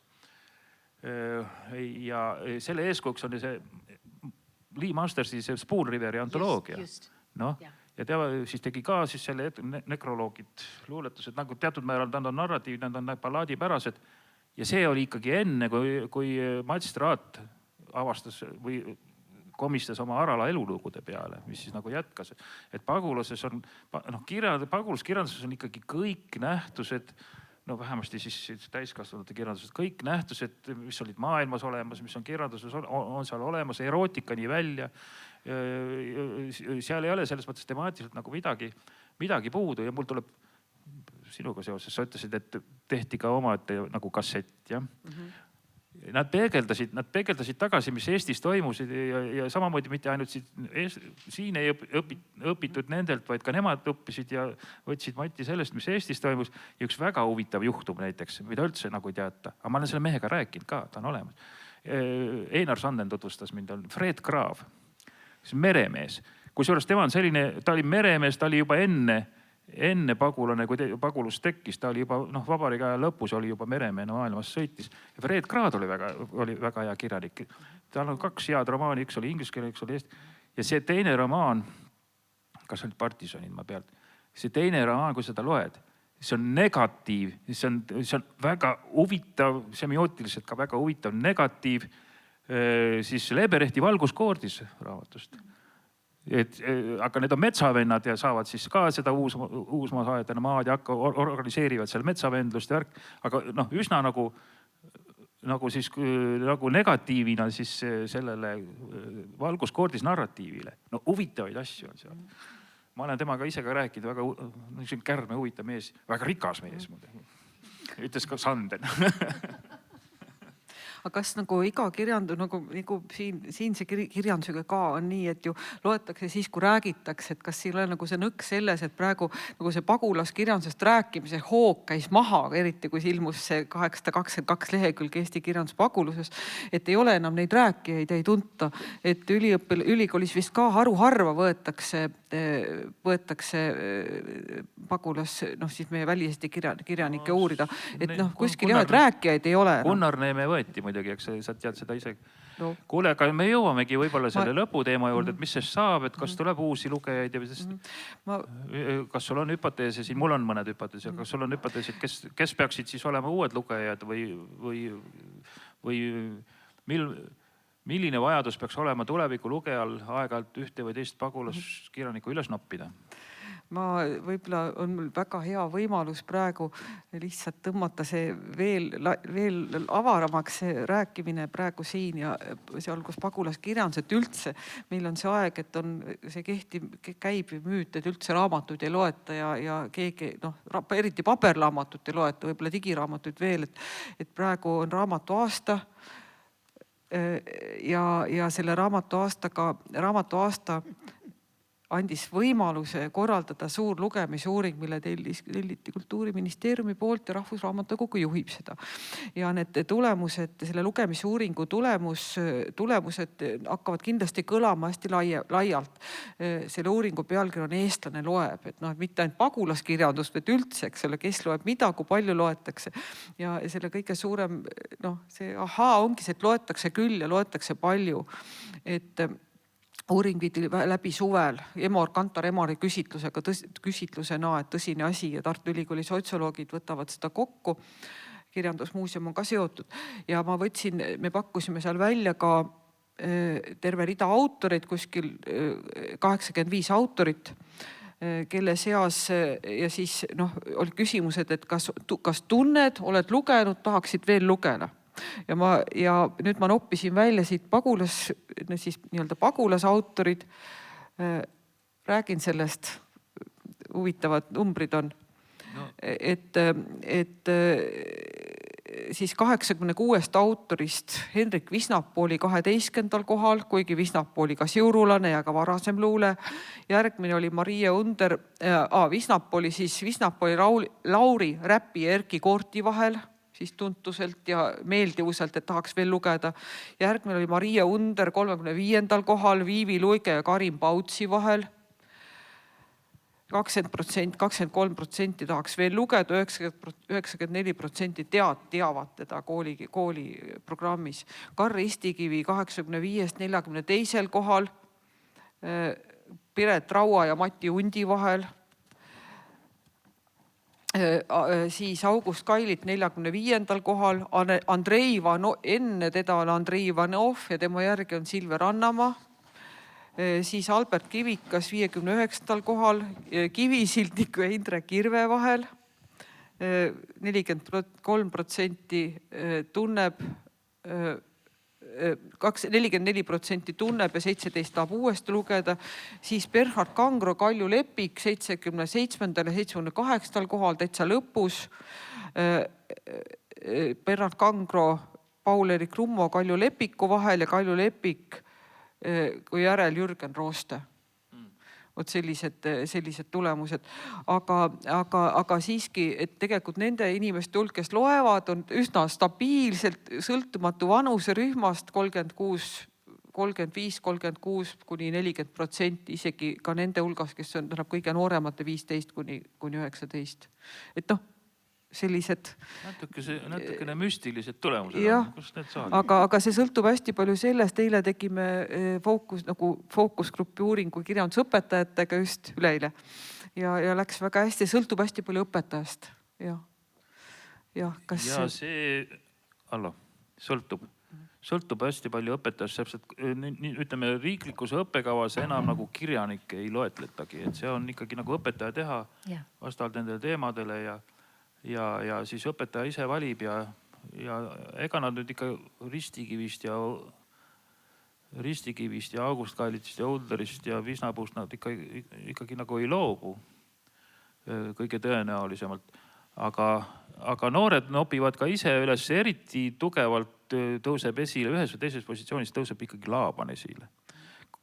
Noored tahavad sürri panna, see neile meeldib või mis ja kui sa vaatad siis nende tulemusi teksti, siis sa näed, et Laaban on seal sees.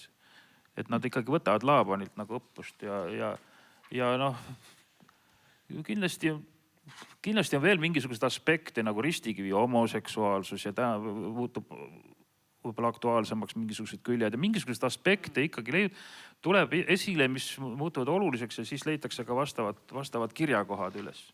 Aga võib-olla hoopiski leitakse üles see, et see, mis me rääkisime, et see Eesti kirjandus on ikkagi see, et kirjanduse kõige suurem roll on luua keelt, eks ole, ja keelt edasi viia. Siin ette valmistades seda tänast kohtumist kirjutasin uuesti välja Ilmar Laabani luuletuse, mida siin mõned meist teavad peast, mis algab sõnadega. Ma olen kanatiib, mille on kulland raju. Ma olen jäämäe öökuub, mis õgib sipelgaid. Ma olen must lipp ahvi peos. Ma olen tigude müstil ja selgroog lõpeb see luuletus. Et see on ju puhas keelerõõm. Et võib-olla selle kaudu.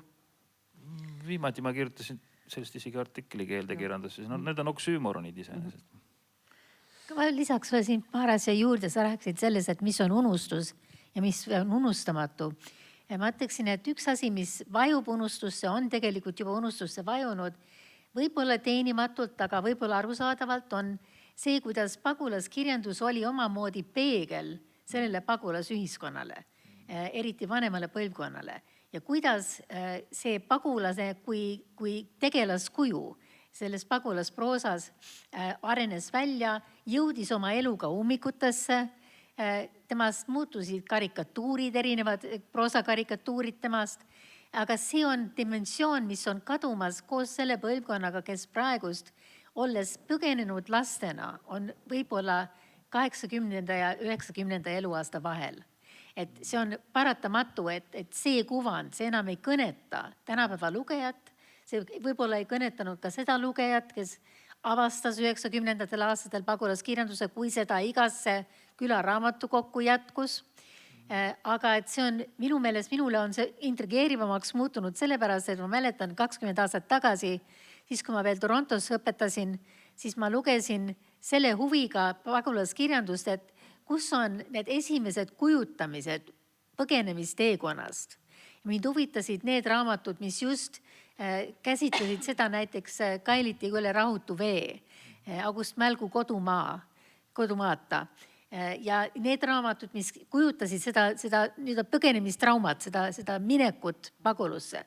Ja praegust ma vaatan tagasi nende teoste juurde, kus tõesti nagu see on unustusse vajumas, see pagulase kuvand või pagulastegelase kuvand, aga see siiski on väärt enne, kui ta täielikult ära lipsab, veel korra sellest rääkida.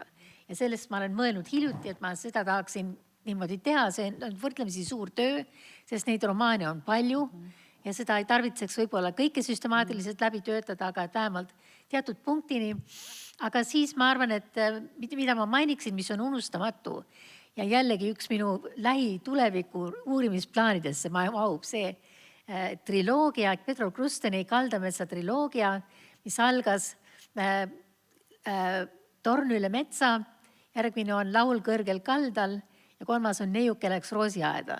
See on absoluutselt elav käsitlus sellest, mis oli enne mõisa aja lõppemist ühe mõisaaedniku elu, ütleme nii, kui oleks Tuglase väike Illimari isa kirjutanud romaani, siis see on umbes selline, nagu ta oleks Pedro Krussenil välja kukkunud. Ja see on täiesti teenimatu tunnustusse jäänud ja ma arvan, et seda võiks lubada kas või tänapäeva keskkooli õpilastel lugeda, panna sinna kõrvale näiteks Hindrei Daniel Tümm ja siis tekiks väga huvitav sünergia. Et neid romaane on palju ja muidugi ma ei rääkinud luulest, ma rääkisin sihilikult proosast, sellepärast et seda võib-olla on unustatud rohkem, aga et need oleksid minu soovitused, et enne kui need teosed täielikult tunnustusse vaibuvad.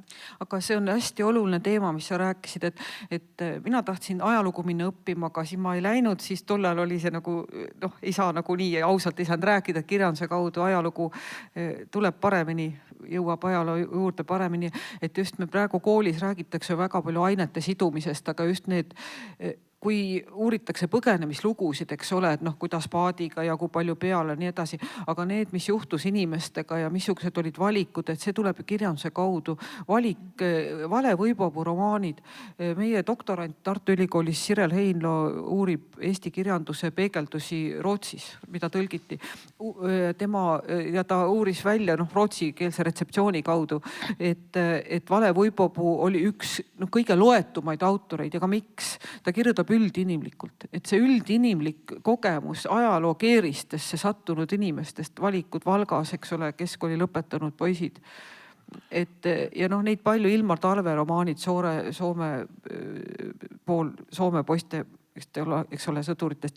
Et just need, et nii palju sellised kirjanduse ürgne või universaalne, kõige tõsisem väärtus rääkida inimesest, inimsuhetest, eriti nendes tohutult rasketes, valusates olukordades. Ja ka suhetest, et ütled, et põlvkond on kadunud, aga tegelikult need on inimsuhted, eks ole, mida nad räägivad. Kas või Helga Nõu oma romaanides. Sa puudutad veel ühte teemat, mida saame ainult mainida, me ei jõua enam rääkida, aga ütleme Uipopuu, võru keeles on Uipopuu. Kanepipoisi. Uipopuu tuletab mulle meelde selle motiivi, et tema oli ka üks autoreid, kelle rootslased üles võtsid ja väga hea retseptsioon oli tal. Sellest ma rääksingi, jah. Ja et ka see on teema, eks ole, et kuidas siis pagulaskirjandused ka siis nende maade kirjandusse hakkasid nagu imbuma või jõudma ja Uipopuu oli üks neist, kel oli suur perspektiiv. Siis muutuda teatud määral ka nagu Rootsis nagu aktiivseks või rootslaste retseptsioonis aktiivseks Eesti kirjanikuks. Natuke see asi jäi tal seal soiku, selle Markuse muutumisega ei olnud need rootslased nõus ja ta oli irooniline nende vastu ja nii edasi sealt. Aga see teema ka veel, eks ju. Aga ikkagi nagu täieliku läbimurde, kusjuures Laaban, eks ole, see oli tegelikult paguluses Rootsis avaldatud esimene luuletuskogu Laaban. Laaban ikkagi murdis ikkagi täielikult Rootsi kultuuri välja. Laaban oli nende õpetaja, mitte vastupidi. Laaban tõi need surrealismi asjad ja oli suur esteetiline eeskuju, et see on täiesti omaette fenomen. Jah, Maria Under oli Laabani sürrealismi suhtes väga kriitiline ja läksid Ivar Ivaskiga Oklahomas riidu, nagu nende kirjavahetus näitab, mis kohe ilmub suure raamatuna nädala pärast kirjandusmuuseumis. Aga meie arhiivraamatukogus on Maria Underi väga südamliku pühendusega kogu ääremail just Ilmar Laabanile ja mitte Ivar Ivaskile. Mingil hetkel nad said ikka, Adson oli võib-olla peamine, aga siis Laabani puhul on ka see, et meil oli Gustav Suitsust oli siin jutt, aga Laabani puhul oli ka huvitav paradoks on see, et eks ole, et olgem eestlased, saagem eurooplasteks ja rohkem euroopalist kultuuri ja ühel hetkel hakkab Laaban esindama kõige uuemat avangardismi, mis võib üldse olla, eks ole, prantsuse kirjanduse sürrealismi ja siis need nooreestlased kogu oma loosungiga ei tunne seda enam ära. Gustav Suits kirjutas 3 vihast artiklit, maamutta pidi stampida paguluses. Laabanid üldse ei saanud enam aru, et see ongi see sinu programm, mille sa välja kuulutasid, Gustav Suits. Ja kus sa nüüd siis oled? Mätsutad seal oma paberid, tahad suitsetamist maha jätta. Aga sa ei tunne kõige uuemat avangardi ära, kõige uuemat euroopalikku kultuuri ei tunne ära, mis sul viga on mees. jah, nagu see vaatepunkt on väga intrigeeriv teema kõikidele, kes tahaksid otsivad oma nurka pagulaskirjanduse uurimiseks, et olgem eestlased, saagem eurooplasteks. Kõikide ajaloo nende õnnetustele vaatamata nad olid Euroopas, nad jõudsidki Euroopasse, kuidas nad kirjutasid ja mis siis äkki juhtus, see on omaette teema. Ja, aga mulle tundub, et meil ei ole küll ajalimiiti antud, aga laseme küsida. Ma ei taha teilt midagi küsida, ma ütlen, et kui Laabanile tehti kõigepealt ettepanek astuda välismaisesse Eesti Kirjanike Liitu ja siis kui sellest sai teada Atson, siis ta ütles, et kui see Naga, kes on kirjutanud ka Marie Underi Rindadest, kui see võetakse Kirjanike Liitu, siis meie astume välja Mariega. Tal oli seal Underi rinnad, kraana vinnad, umbes sellised riimid. Las see äkki publikusse äkki mikrofoni ringi käia, äkki tahab keegi. No Laaban oli ülemeelik muidugi. Ja Atson kirjutas oma, Paul Laan näitas mulle vihjamisi, Atson kirjutas oma käsikirjade ja äärte peale, joonistas haakriste. Laaban oli suur segadus rongkäigus, nagu ta ise ütleb. Aga see Laabani see ankruketi lõpp jõudis esimesest korda siia Eesti pinnale aastal 1956, siis kui käis esimene Eesti kultuuritegelaste grupp käis Stockholmis, siis Laaban kinkis neile hulgem enda kogusid.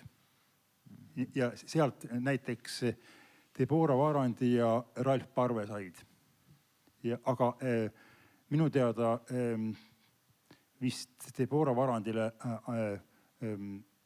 andis Laaban kaasa kuskil 10 raamatut. Paul-Erik Rummo isal oli ju ka informeeritus olemas. Igasugused asjad veel tulevad meelde. Näiteks, kuidas Krabi on rääkinud, kuidas tema käis nõukogude ajal, sügaval nõukogude ajal. Ammu enne veel, kui mina ülikoolis käis ringi ja sai ka Tartusse tulla ja kuidas ta läks Uku Masingule külla, Harald Peep saatis teda ja siis läks mine nüüd sisse ja ma jään siia tänava peale, ütles Harald Peep, ei tulnudki kaasa. Lasi Laabani siis, Krabi siis Uku Masingu juurde minna ja mis nad seal rääkisid, ei teadnudki, Peep nii kaua jalutas väljas. Hiljem ma olen küll aru saanud, et tal ei olnud vaja sinna kaasa minna. Aga ma jätan selle motiivi müstiliseks. Et tähendab, et ikkagi suhtlust oli rohkem, kui me arvame tegelikult. Ja see info muidugi levis ja tekstid levisid ja ikkagi on ikkagi uskumatult hea, et meil oli selline paralleelreaalsus võtta, ütleme, eesti keele või kirjanduse seisukohast ja ühel hetkel siis need paralleelreaalsused sulavad kokku ja tekib liitreaalsus. Ja see veel jah, et see, et raamatud ei liikunud, et see tegelikult, meil on jah kirjad ja need on erakirjad ja see on täitsa selline kirja nagu mall, et enne AI ajastut oli kirjamall, see hakkas sellega, saatsin sulle need raamatud, kas jõudsid kohale, kusjuures tavaliselt on jõudnud. Ilmselt võeti ära ka seal Jerevanis, et seda nagu meie arhiiv näitab, et nii see ei olnud päris. Mõnikord läks midagi kaduma, et neil oli ikkagi käes Stockholmis müüdi Eesti siin kodumaal välja antud kirjandust, jõudsid kohale. Laabanit hakati paljundama massiivselt ja see levis isegi veel 80ndate keskel nende masinkirja paljundustega, eks ole. Mina tegin ka. Ja, mina tegin ka. See tuleviku asi, üks asi on ka niimoodi, et näiteks, et mina olen mõelnud, et minu jaoks oli kunagi avastus näiteks Jakob Tamm. Me nõukogude ajal solgiti nagu ära, et külaluuled. Ja kui mina vaatasin seda veel, see Jakob Tamm oli külamüstik. See külamüstiline meel, ta kirjutas sellest ballaade, see on nagu uskumatu, see on nagu kullasoon. Et sa saad ühel hetkel, sa näed nagu sisemise pilguga, kuidas inimesed elasid, mida nad mõtlesid, kuidas see käis külas. Ja Matstraat on teine selline. 100 aasta pärast on ta täielik nagu, ma ei tea, kullakaevandus. Et seal on Eesti küla registreeritud läbi aegade detailideni, mõnes mõttes palju nagu minu meelest nagu palju sisulisemalt või palju adekvaatsemalt ja tõepärasemalt, kui iialgi näiteks Tammsaarel on. Tammsaare ajab seal oma melanhooliate sümbolismi peale, aga Mats Straat, ühel hetkel me tahame teada saada, kuidas oli küla, kuidas eestlased elasid ja pagulastega sama lugu lihtsalt, ma tahan öelda, et ühel hetkel see on sul kullavaramu. Nõus täiesti. Jah, et kuidas tunneb inimene, kellel ei ole enam, kellel on ikka sõrmeküünte all sünniva muld, aga see on väga kaugel, eks ole, mitte müüda mulda kotikeses. Et mis tunne see on, et kui meil on siin ukrainlased ja kes... Ma tahtsin jõuda Kalevipojani. Võib? Et ükskord, kui pirrud kahel otsa lausa lähevad lõkendama või? Ja väikse vindiga, et ei olnud, et lastekirjandust ei olnud.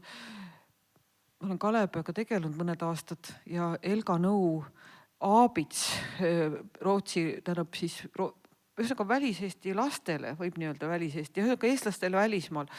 Lugu Kalevipojast, kes leitakse Stockholmi lähedalt ehitusest, käsi paistab välja, lõpuks ta kodustatakse, sõidab tänu Rootsi suurepärase sotsiaalabile Inva ratastoolis ja istub lõpuks lennukil peal, sõidab Brüsselisse inimõiguste asju ajama.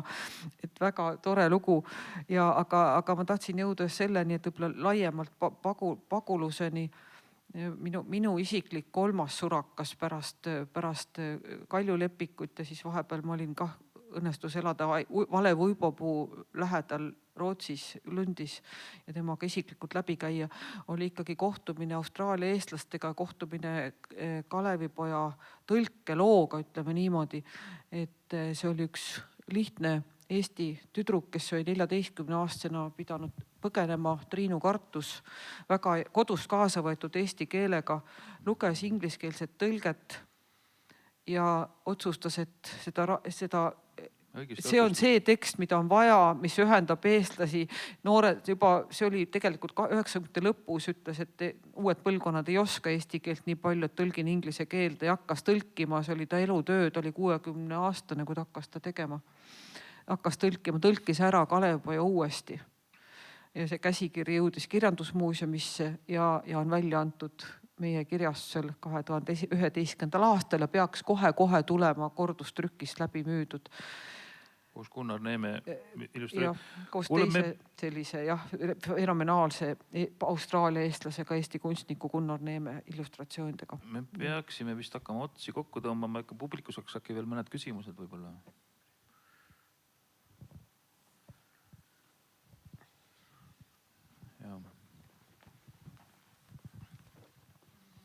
Aitäh.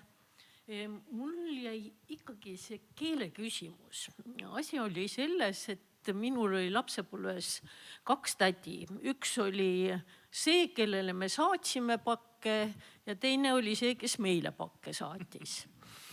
Ja see tädi, kellele me pakke saatsime, see tuli tagasi ja hakkas väga aktiivselt oma sõbrannadega, kes olid läinud mujale kontakte võtma ja näiteks oma õele hakkas saatma loomingut. Ja ma mäletan lapsepõlves, et mingil hetkel tädi ütleb, et tead, et Suusi ütleb, et ära enam saada. Et ma ei saa aru. Ma ei saa aru. Ja ma olen hiljem, see on jäänud mul kuidagi ja ma olen mitmel puhul nende inimestega, kes on kaua aega oma keskkonnast väljas olnud.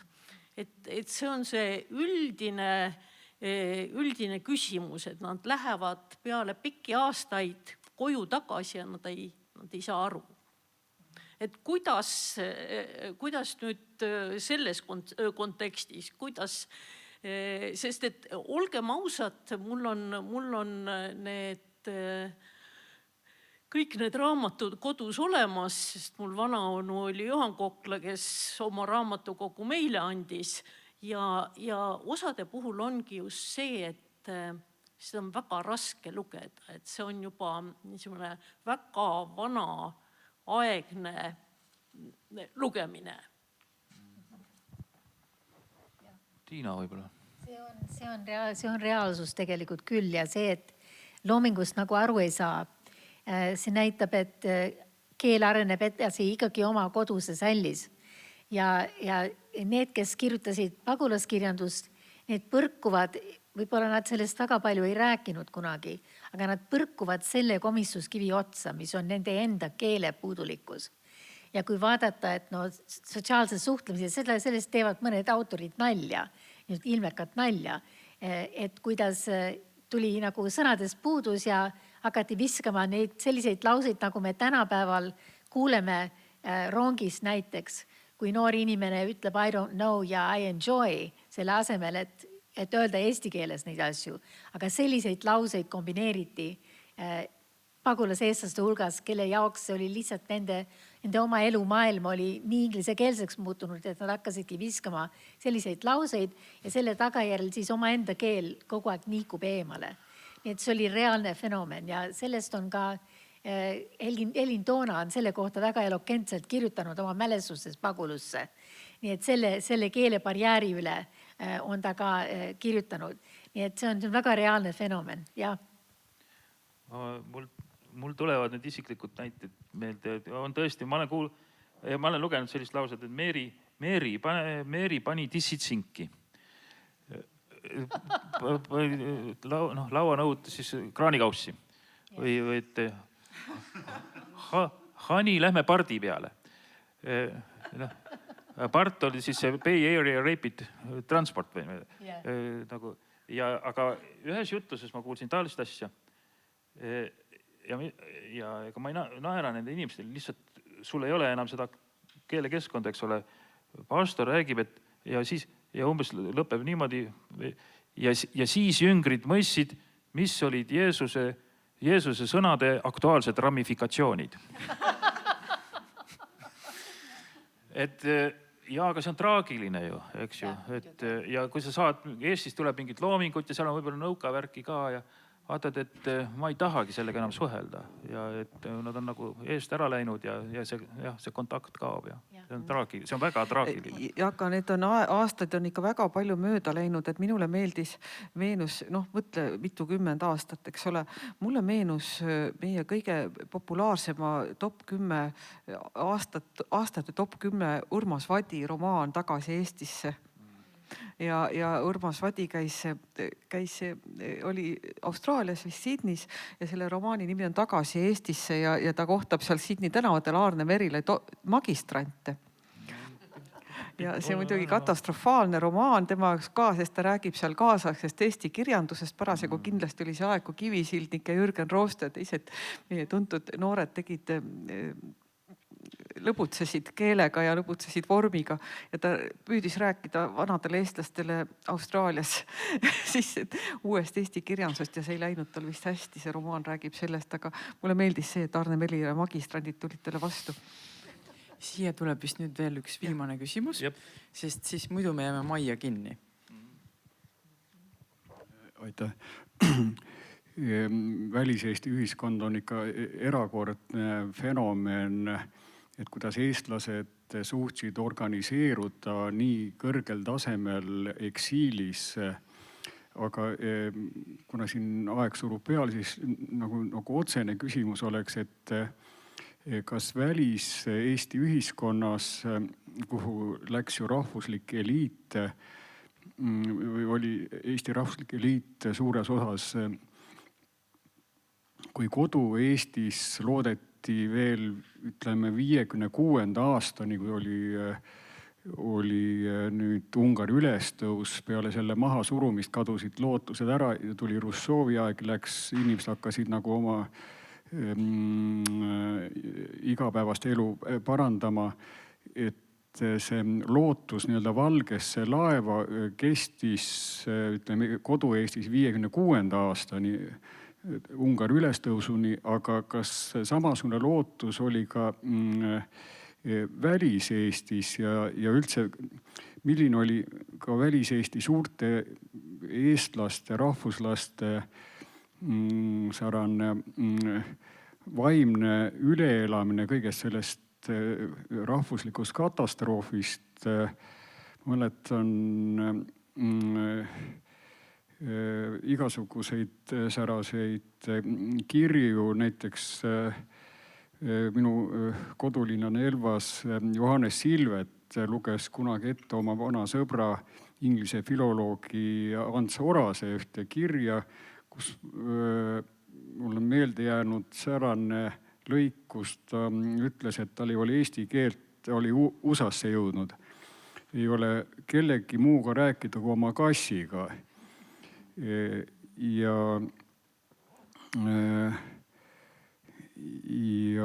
üks, mis mul nüüd meelde tuleb, ühe Rootsi tuntud Eesti kirjandusteadlase, kes jõudis Rootsi, ma ei suuda ta nime praegu öelda, tema pojaga sain juhuslikult Tartu botaanikaaias jutule, ta oli külas ja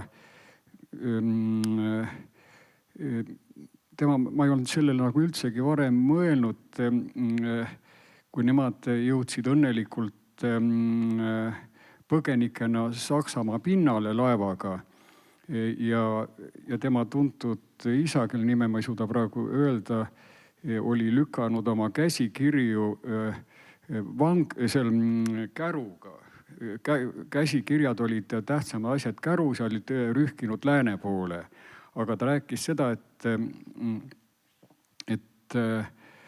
millest meil palju ei räägita, et selle nüüd liitlaste selle vaipommitamiste tagajärjel oli ka väga palju eestlasi saanud surma Saksamaa pinnal. Et need, kes jõudsid õnnelikult Saksamaa pinnale, et ei jäänud veel kõik ellu, vaid isegi Dresdenis olla nüüd Eesti inimesi põgenikke hukkunud pommitamise tagajärjel. Ja hästi palju asju muidugi, aga siis lootuse kohta, et kui Eestis kadus lootus ära valgesse laeva ilmumist 56, et mis oli see... No Viivi Luik ka ütleb, et tõeliselt siis hakkasid kujunema nõukogude inimesed, jah.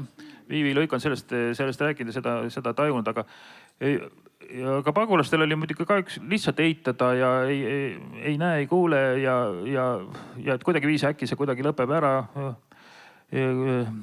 kuidagi jumala abiga. Aga siis seal oli niisugune realistlik liikumine. Rein Taagepera on seda esindanud ja tähendab, et Ando Runnel on selle suhtes olnud väga kriitiline. Siis tekkis ka hüpotees näiteks, et parim, mis võiks saavutada ja tuleks hakata ajama, et Eestile võiks ka olla nagu Saksa demokraatliku vabariigi ja rahvavabariigi staatus, et see oleks võib-olla siis veel oleks maksimaalne, mis võiks üldse ajaloos saavutada. Kusjuures ma arvan, et siin selles lõvi või karukoopas elamine päästis meist mõnestki asjast, sest oldi hooletud ja lasti nagu olla. Aga kui sa oleks olnud nagu Saksa TV, siis meil oleks ikka küll kriips peal, et nad ikka väga põhjalikult ise ennast, ma ei tea, sovetiseerisid ja koloniseerisid igat pidi ära. Et mingil moel lubati siin nagu eesti keelt ja eestikeelset haridust ja selles Nõukogude Liidus isegi paremini säilitada ja hooldada ja kui see rahvavabariigi asi oleks olnud, et see ei olnud hea idee Taagepärale ja teistel. Ja on taolised asjad, aga see oli ka üks märk sellest, et lootus on kadunud mingil moel. Ja Kangro ütles veel ka, et Kangro ütles, et ta teadis, et see Nõukogude Liit kukub, ta võis isegi seda teada, aga et ta nii ruttu kukub, seda ta ei teadnud. Aga sellise intuitsiooniga inimesi nagu Kangro oli ikka väga vähe, et see asi üldse ikkagi ükskord juhtuma hakkab. Aga paneme nüüd pillid kotti, ma arvan. Mina tänan kõiki täna tulemast. Ma tänan meie neid paneliste. On selline sõna olemas või? Ja publikut, see sõna vist tõesti on olemas. Ja keda huvitab uuem Eesti kirjandus, tulge 29. novembril siia laupäeval kell 14.00. Evelin Võigemast loeb Eeva Kohvi Õhus kõndijaid. Loeb raamatut ette. Nii et olete oodatud. Aitäh ja head koduteed! Ja.